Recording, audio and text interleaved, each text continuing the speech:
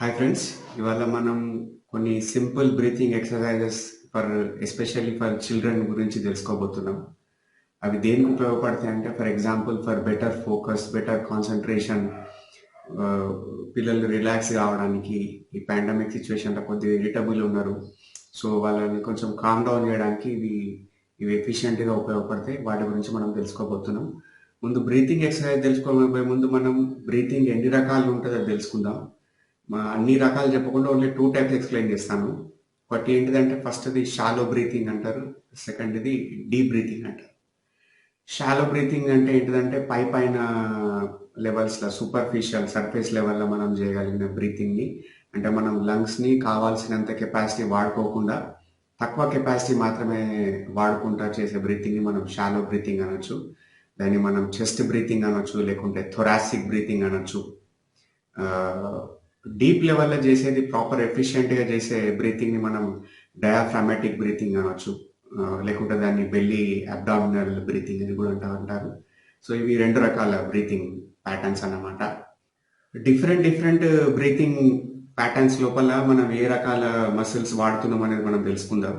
ఎప్పుడైతే మనం ఈ చెస్ట్ థొరాసిక్ బ్రీతింగ్ అని చెప్పినామో, ఆ చెస్ట్ బ్రీతింగ్ లోపల మనం వాడే మసిల్స్ గ్రూప్ ఏంటిదంటే ఇంటర్ కోస్టల్ మసిల్స్. ఈ ఇంటర్ కోస్టల్ మసిల్స్ లోపల 2 రకాల మసిల్స్ ఉన్నాయి. ఇంటర్నల్ మసిల్ ఉంటుంది, దాని లోపల ఎక్స్టర్నల్ మసిల్ ఉంటుంది. ఇవి ఏం చేస్తాయంటే ఊపిరితిత్తులు మనల్ని ముందుకు ప్లస్ పక్కలకు వెనుక భాగంకి, అంటే ఒక 360 డిగ్రీ ఒక సర్కిల్ గీస్తే ఏ విధంగా ఎక్స్పాండ్ అవుతుందో అవి అట్లా ఎక్స్పాండ్ కావడానికి ఈ సహకరిస్తుంటాయి అన్నట్టు. ఇందులోపల ఇంకొక టైప్ ఆఫ్ మసిల్ ఉన్నది, మెడ భాగం ప్లస్ మన భుజాల ఏరియాలో ఉండే మసిల్స్ ఏమంటారు అంటే యాక్సెసరీ మసిల్స్ అంటారు. ఇవి ఎప్పుడు ఉపయోగపడుతుంటాయి అంటే, ఫర్ ఎగ్జాంపుల్ మనం బాగా పరిగెత్తుతున్నప్పుడు, శారీరక శ్రమ అధికంగా చేస్తున్నప్పుడు, ఎక్కడైనా కొట్లాడినప్పుడు, పిల్లలు కొట్లాడుకుంటున్నప్పుడు, ఏదైనా పిల్లలు బాగా భయంతో వణుకుతున్నప్పుడు వాళ్ళు లోపల ఈ మసిల్స్ యాక్టివేట్ అయితే ఇప్పుడు ఈ టైంలో చేసే బ్రీతింగ్ కూడా షాలో బ్రీతింగ్ అంటారు. ఇది ప్రాపర్ బ్రీతింగ్ కాదు. దీనివల్ల మన శరీరానికి కావాల్సినంత ఆక్సిజన్ రాదు ఈ షాలో బ్రీతింగ్ టైం లోపల. సో డయాఫ్రామాటిక్ బ్రీతింగ్ లోపల ఏముంటుందంటే, డయాఫ్రామ్ అనేది ముందు మనం తెలుసుకోవాల్సింది ఏంటంటే ఇది ఒక డోమ్ లైక్ స్ట్రక్చర్. అంటే మనం గోపురాలు ఉంటాయి చూసిరా, ఆ గోపురాలు ఎట్లుంటుందో మన ఊపిరితిత్తుల కింది భాగం వైపులా ఈ డయాఫ్రామ్ అనేది ఉంటుంది. ఈ డయాఫ్రామ్ ఇట్లా డోమ్ స్ట్రక్చర్లో ఉంటుంది అన్నట్టు. ఇది మన ఊపిరితిత్తుల కింది భాగానికి వ్యాకోచించడానికి ఉపయోగపడుతుంటుంది, అంటే హెల్ప్ చేస్తుంటుంది. ఈ డయాఫ్రామ్ ఇట్లా కిందికి పోయినప్పుడు మనం గాలి పీల్చుకున్నప్పుడు ఊపిరితిత్తులు కింది వైపుకి ఎక్స్పాండ్ అవుతూ ఉంటుంది అన్నట్టు. సో ఈ డయాఫ్రామాటిక్ బ్రీతింగ్ మనం యాక్టివేట్ చేయడానికి, ఈ డయాఫ్రామాటిక్ బ్రీతింగ్ మనం ప్రాపర్గా చేయడానికి మనం ప్రాక్టీస్ చేసుకోవడానికి ఈ కొన్ని టిప్స్ చెప్తా, మీరు ఫాలో అవ్వండి. అన్నిటికన్నా ముందు ఏంటిదంటే మనం కొంచెం బదులుగా ఉండే బట్టలు వేసుకోవాలి ఈ బ్రీతింగ్ ప్రాక్టీస్ నేర్పించేటప్పుడు. కానీ పిల్లలకు కూడా వాళ్ళు చూస్తూ నేర్చుకుంటారు, మనం చేస్తే తప్ప వాళ్ళు చేయరు. ఓన్లీ నువ్వు చేయి అంటే వాళ్ళు చేయరు. సో ఎస్పెషల్లీ ఇంకా చిన్నపిల్లలు 7 సంవత్సరాలు 6 సంవత్సరాల వాళ్ళకైతే మోడలింగ్ టెక్నిక్, అంటే మనం చేసుకుంటూ వాళ్ళకు నువ్వు ఇది చేయని చెప్తుంటే వాళ్ళు చేసే అవకాశం ఎక్కువ ఉంటుంది. సో మీరు ఆ విధంగా నేర్పండి పిల్లలకు మోడలింగ్ ద్వారా, సో వాళ్ళు ఈజీగా నేర్చుకోగలుగుతారు. ముందు మీరు కూడా వదులుగా ఉండే బట్టలు వేసుకోండి, పిల్లలకు కూడా అటువంటి బట్టలు వేయండి.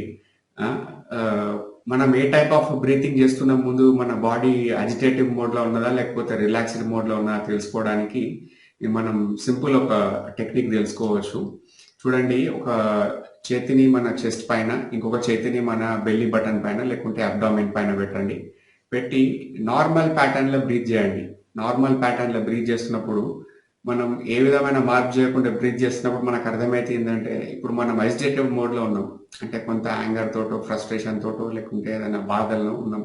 అప్పుడు మనం ఈ చెస్ట్ ఎక్స్పాండ్ అవ్వడం గమనించవచ్చు, థొరాసిక్ బ్రీతింగ్ చేస్తున్నట్టు.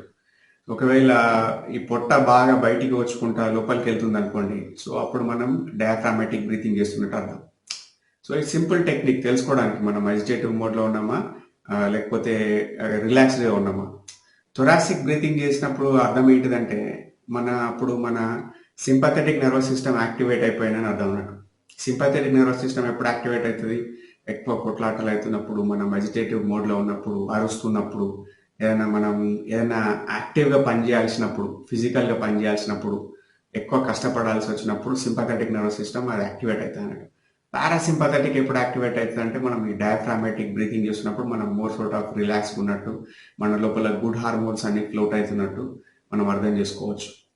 సో ముందుగా మీరు ఏంటంటే ఈ తెలుసుకున్న తర్వాత మీరు ఏం చేయాలంటే ఫస్ట్ ఆఫ్ ఆల్ మీ యొక్క నెక్ మసిల్స్ ప్లస్ షోల్డర్ మసిల్స్ని మొత్తం రిలాక్స్ చేసేయాలి. అంటే వాటిని మెల్లగా కిందికి దింపేసేయాలి అన్నట్టు. హ్యాపీ మీరు ఒక మంచి ప్రాపర్ పోస్చర్లో కూర్చోవాలి. Place both feet flat on the floor. మీరు కాళ్ళను సమతలంగా పెట్టండి భూమి పైన. Next observe your breathing. మీ యొక్క బ్రీతింగ్ని అబ్జర్వ్ చేస్తూ ఉండండి. అసలు ఎట్లా ఒక గాలి వెళ్తుంది, ఎట్లా బయటకు వస్తుంది, మనం చెస్ట్ బ్రీతింగ్ చేస్తున్నామా, అబ్డామినల్ బ్రీతింగ్ చేస్తున్నామా, ఇది చూస్తుండండి. స్లోలీ మీరు ఇన్హేల్ చేయండి. ఒక 5 సెకండ్స్ లెక్క పెట్టండి, 5 నెంబర్స్ లెక్క పెట్టండి. తర్వాత ఎక్సలేషన్ వీలైతే కనుక 5 సెకండ్స్ చేయండి, 5 నెంబర్స్ లెక్క పెట్టండి. ఇంకా మోర్ డీప్ బ్రీతింగ్లోకి మీరు వెళ్ళాలంటే నేను చెప్పే మంచి సలహా ఏంటిదంటే మీరు 5 సెకండ్స్ ఇన్హలేషన్ చేస్తే మీరు ఒక 6 to 7 సెకండ్స్ ఎక్సలేషన్ చేయాలి. అంటే అప్పుడు ఒక వాయిడ్ ఏర్పడుతుంది. ఏర్పడినప్పుడు మీ ఊపిరితిత్తుల ఫంక్షన్ ఇంకా బాగా పెరిగి ఇంకా ఎక్కువ ఇంత క్రితం కానీ ఇంకెక్కువ గాలి పీల్చుకోవడానికి ఉపయోగపడుతుంటుంది. సింపుల్గా చెప్పాలంటే ఇంకా మీకు అర్థం కావాలంటే ఒకవేళ మీ నడుం పైన మీరు ఇట్లా చేతులను పెట్టుకున్నట్లయితే మీరు ఇట్లా బ్రీతింగ్ చేస్తున్నప్పుడు మీ యొక్క నడుం కండరాలు ఇవి ఏదైతే ఉన్నాయో ఇవి బయటికి ఎక్స్పాండ్ అవుతున్నాయా ఓన్లీ, లేకపోతే ఓన్లీ చెస్ట్ లెవెల్లో మీకు బ్రీతింగ్ అవుతుందా అనేది మీరు ఈజీగా అబ్జర్వ్ చేయొచ్చు. ఫస్ట్ బ్రీతింగ్ ఎక్సర్సైజ్ ఏంటిదంటే చాలా సింపుల్. ముందు ఇన్హేల్ త్రూ యువర్ నాస్ట్రిల్స్, ముక్కు ద్వారా బాగా దీర్ఘమైన శ్వాస తీసుకోండి.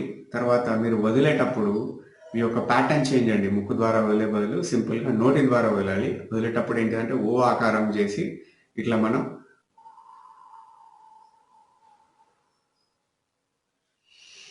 Inhale through your nostrils and exhale through your mouth.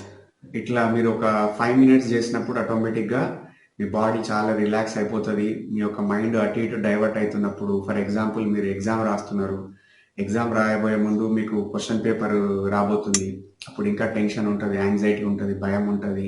ఏదైనా పబ్లిక్ స్పీచ్ ఇవ్వాలి పోయి అక్కడ మాట్లాడాలంటే ఇంకా గాబరా ఉంటుంది.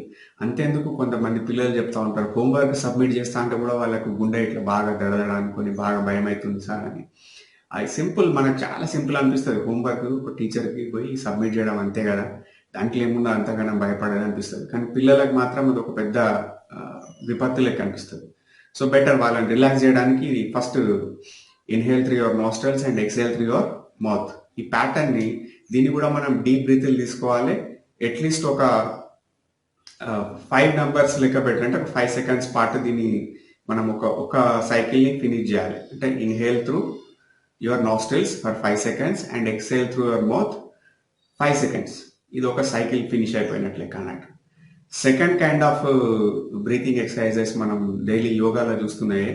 నేను from the past 14-15 years I have been doing pranayam. చాలా మంచి రిలాక్సేషన్ ఎక్సర్సైజెస్లు ఉంటాయి అందులో ఫస్ట్ ఏంటిదంటే కపాల్భాతి. కపాల్భాతి అనేది పిల్లలు ఈజీగా నేర్చుకోగలుగుతారు. మనం ఒక పంపు కొడుతున్నట్టు ఓన్లీ మనం ఎక్సలేషన్ పైన మాత్రమే కాన్సన్ట్రేట్ చేయాలి. మన యొక్క ఇన్హలేషన్ పైన ఫోకస్ చేయదు, ఆటోమేటిక్గా జరిగిపోతుంది అన్నట్టు. ఇది పిల్లలకు మీరు నేర్పించాలి. మీరు కూడా బయట యూట్యూబ్లో చూసినా మీకు తెలుస్తుంది. మీకోసం ఒక 1/2 minute నేను చేసి చూపిస్తాను చూడండి. ఓన్లీ మనం ఎక్సలేషన్ పైన మాత్రం ఒక పంపు కొట్టినట్టు ఒక రిథమిక్గా చేస్తుండాలి.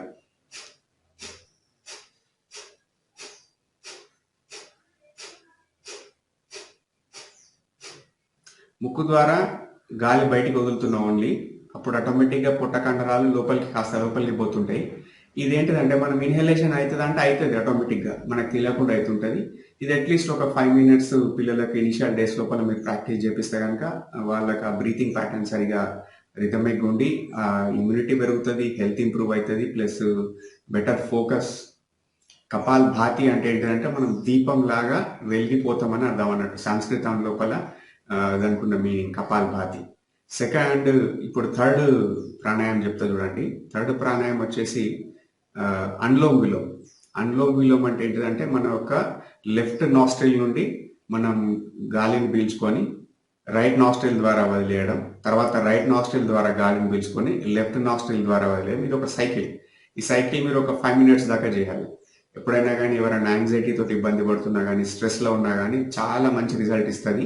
ప్లస్ మన బ్రీతింగ్ ప్యాటర్న్ కూడా సరిగా సెట్ అయిపోతుంది అన్నట్టు. ఫర్ ఎగ్జాంపుల్ మీకు ఒక 5 సెకండ్స్ చేసి చూపిస్తా, చూడండి. Inhale through your left nostril and close your left nostril and exhale through your right nostril.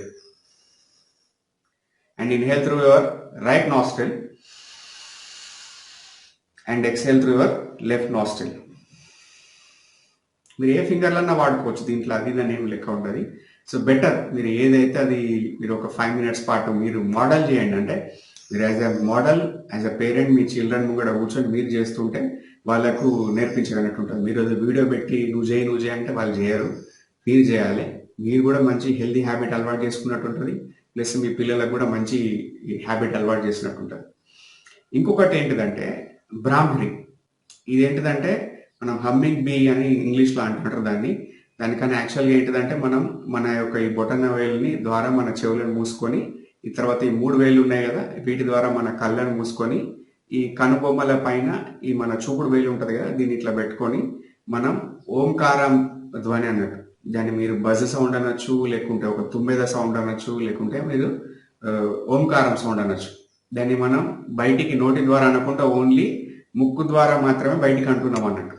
అన్నప్పుడు ఆటోమేటిక్గా మనకు మన బ్రెయిన్ లోపల ఒక 4 ఫ్రీక్వెన్సీస్ ఉంటాయి. ఆల్ఫా, బీటా, టీటా, డెల్టా అని ఫ్రీక్వెన్సీస్ ఉంటాయి. మనకు మన బ్రెయిన్ కామ్ అయ్యే విధంగా ఈ బ్రాహ్మణి అనేది ఉపయోగపడుతుంది. పిల్లలు మాత్రమే కంపల్సరీ చేస్తూ ఉంటారు. ఈ భస్త్రికా చేసినా చేయకున్నా కానీ, అనులోమ్ విలోమ్ చేసినా చేయకున్నా కానీ, కపాల్ భాతి చేసినా చేయకున్నా కానీ, ఇది ఆట ఆడినట్టు ఉంటుంది. వాళ్ళు కూడా మంచి ఎంజాయ్ చేసుకుంటూ చేస్తుంటారు. వాళ్ళు కూడా మిగతా వాళ్ళందరూ వచ్చి అడుగుతుంటారు, సార్ ఏదో పెద్ద మాకు సొల్యూషన్ చెప్తారు అనుకుంటే మీరు చాలా సింపుల్ ఎక్సర్సైజ్, బ్రీదింగ్ ఎక్సర్సైజ్ చెప్తున్నారు ఏంటి సార్ అంటారు. అంటే సింపుల్గానే ఉంటాయి. పిల్లల సొల్యూషన్లు మనకు పెద్ద పెద్ద ఇట్లా పోస్ట్ ఆపరేషన్లు చేసుడు, షాకులు పెట్టుడు అంత గమయం అవసరం ఉండదు. పిల్లలకు సింపుల్ టెక్నిక్స్ మనం నేర్పించాలి. చూడండి, బ్రాహ్మరి మీకోసం ఒకసారి చేసి చూపిస్తా, మీరు కూడా అబ్జర్వ్ చేయండి. చూడండి, బొటనవేలు ద్వారా మూసేసి, తర్వాత కన్నులు మూసి, తర్వాత చూపుడు వేలు పైన కనుబొమ్మల పైన పెట్టి బాగా డీప్గా బ్రీత్ తీసుకొని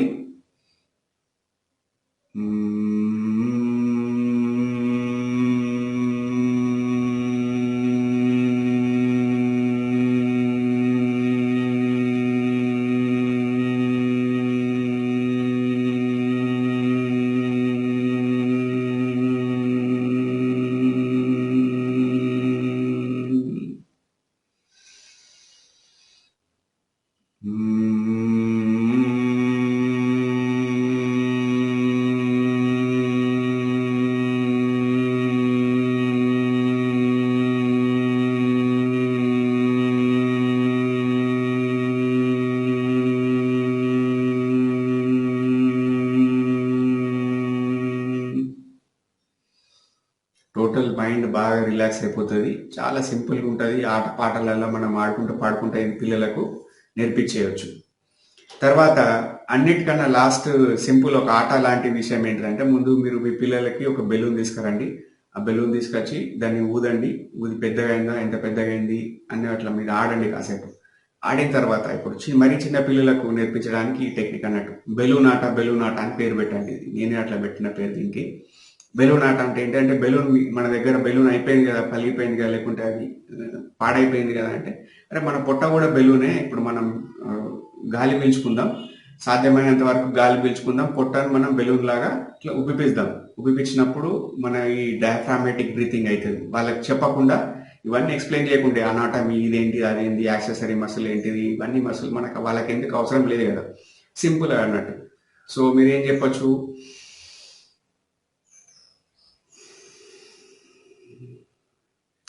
పొట్టను సాధ్యమైనంత వరకు ఎక్స్పాండ్ చేసి బెలూన్ ఆట అని మీరు పిల్లలకు ఇది నేర్పించవచ్చు. దీని ద్వారా కూడా అంటే మీరు ఇంకోటి, కొంతమంది నాకు ఎడ్యుకేటెడ్ పేరెంట్స్ అడిగిన డౌట్ చెప్తున్నాను, ఇదేం మీరు అనుకోకండి. సార్ మరి పొట్టలకు గాలి పోతే మరి ఊపిరితిత్తులకు సరిపోవాలి కదా సార్ అంటారు. అంటే పొట్టలకు గాలి పోదు.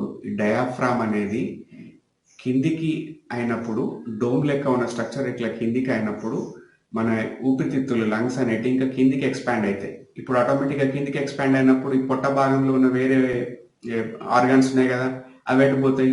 అవి సైడ్లకు కానీ ఫ్రంట్కి కానీ పోయే అవకాశం ఉంటుంది. అందుకే అది ముందుకు పొట్ట ఇట్లా వస్తుంది. వచ్చినప్పుడు మనకు పొట్టలకు గాలి పోతలేదు, అది పోతుంది ఊపిరితిత్తులకే పోతుంది. సో మీరు దాని గురించి పరేషాన్ కావాల్సిన అవసరం లేదు. సో ఈ సింపుల్ టెక్నిక్స్ మీ పిల్లలకు నేర్పించండి. మనము ఒక హెల్తీ లైఫ్ స్టైల్ పిల్లలకు అలవాటు చేయాలి, మంచి హెల్తీ ఫుడ్ అలవాటు చేయాలి, ఇటువంటి హెల్తీ ఎక్సర్సైజ్ కూడా పిల్లలకు అలవాటు చేయాలి. మీరు చేయండి ముందు, యాజ్ ఎ పేరెంట్ మీరు చేస్తూ పిల్లలకు నేర్పించండి. వాళ్ళు శుభ్రంగా నేర్చుకుంటారు, హ్యాపీగా ఉండొచ్చు. ఇప్పుడు మనకి ఇమ్యూనిటీ అవసరం కాబట్టి ఈ హెల్దీ బ్రీతింగ్ ప్యాటర్న్స్ మనం అలవాటు చేసుకుందాం. Thank you friends.